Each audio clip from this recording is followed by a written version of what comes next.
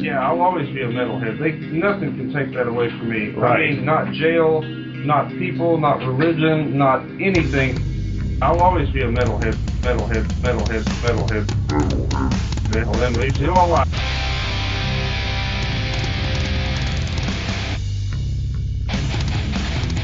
You're listening to the Great Metal Debate Podcast.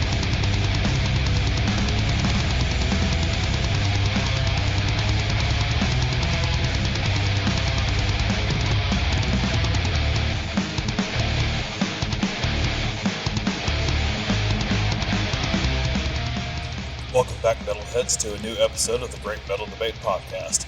It's Xander coming in hot with a new album review. Today I will be walking you through the 10th, yes, the 10th studio album by the Michigan-based one-man death metal band, the Biscuit Merchant, titled Tempora. Recently, the man himself, Justin Longchair, posted a video on Facebook where he was talking about his plans for the future and his musical journey. He said that he plans on releasing an album for each letter of the alphabet. Although the titles don't seem to be in any chronological order, seeing as how the 10th letter of the alphabet is J, but this album starts with the letter T, while the previous 9th record, Visible Scars, started with a V. The J album was his 4th album, titled Journey to Arrhythmia, which was released in 2019. I certainly admire his ambition, and I definitely wanted to check out the other albums in his discography after hearing both Tempora and, of course, Visible Scars, which I had listed on my Albums of the Year list for 2024. We start this record off very smooth, and anyone who has listened to this guy's music before knows that Justin can sing and can make it sound good. He is another shining example of someone who can actually carry a tune when he sings. It sounds natural, almost like he didn't need to be trained by a vocal coach to achieve that level of talent. The opening track in question is Temptation, and it is something that you probably won't appreciate unless you have a high tolerance for the more melodic side of the death metal spectrum. Gomthog and I are both melodic death metal man-whores, and I know damn good and well that the majority of our listeners are Opeth fans.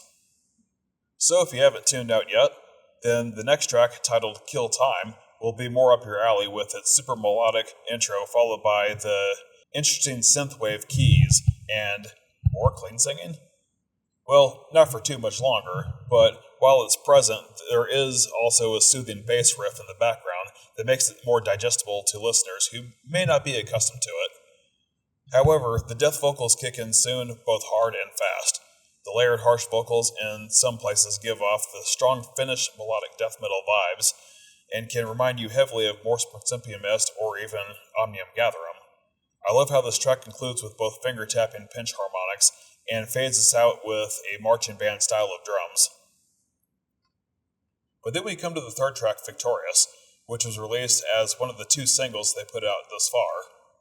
The opening guitar riff is a groovy head bobber, and this whole song absolutely fucking rips.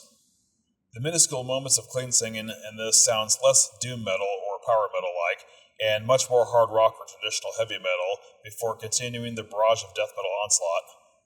The instrumental breakdown in this song is skull-crushing and will cause involuntary headbanging.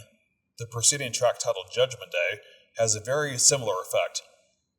Beginning with the E-string vibrations of the bass guitar, with tribal ceremony rhythms on the tom drums, and of course the more clean singing. If you actually listen to the lyrics, they sound very meaningful. With enough patience, you'll get to the harsh vocals again. On this track, they will finish out the remainder of this somewhat lengthy song, complete with a relaxing solo that even shreds a little. A Midikuji explodes in a drumming fury that starts off with crash cymbals, followed by a galloping beat on the kit. It's accompanied by some shredding guitar that comes to a small chug riff break before picking back up and slowing back down again for the long chords. The guitar once more has that soaring lead, and wait a minute, I just realized that this is an instrumental track. It's gotta be, because I'm halfway through the track and there's still no vocals yet. I love the calming bass line that sounds very similar to an acoustic being strummed at the high end of the fret before returning to a lovely groovy sound. This is proof that instrumentals can be good by themselves. It's a wonderful track, and to think that one man created this makes it all that much more impressive. I told Justin before that the album cover would make some killer merchandise. I would absolutely rock a Biscuit Merchant t-shirt, and proudly hang a Tempora wall tapestry in my future apartment. Celestial Awakening has a very early on moment that sounds very reminiscent of old school Shadows Fall, followed by a tempo change to November's Doom, and then picks up to a Hypocrisy-esque crescendo. Musically and vocally, just like the rest of this album, it's all over the place in the best possible way. To top things off, we have Uncommon Enemies, which is straight up death metal to an old school moderate pace. The cherry on top is the album title track, Tempora. It's an extremely long track that he has saved for the last. Unfortunately, there isn't much more I can say about this that I hadn't already said in my praise for the previous tracks. I would say that this album is almost as good as the recent predecessor. While I do enjoy some clean singing, I feel like there were times where the soft spots did slightly overstay their welcome. In Visible Scars, the cleans were kept to a minimum, but in this one, it feels like they made up 50% of the vocal tracks on this record. If the cleans were only 20% of the time, I would like it just a bit more. Actually, I have thought of something else to say. As I've typed this, I heard the very Radio Disney sounding part of this song, Tempora.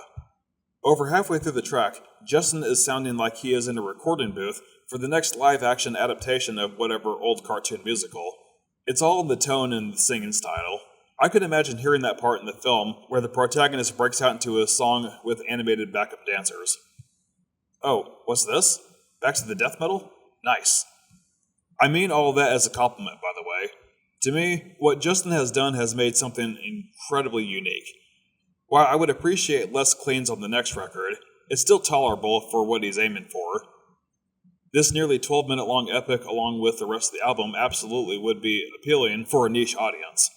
Someone like me who has been listening to metal for over 20 years can respect a change-up in the monotony. If you are interested in a distinctive listening experience, Tempora by the Biscuit Merchant will be released independently on June 13th.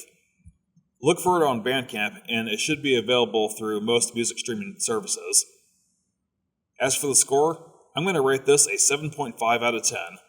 Definitely worth a listen and the support.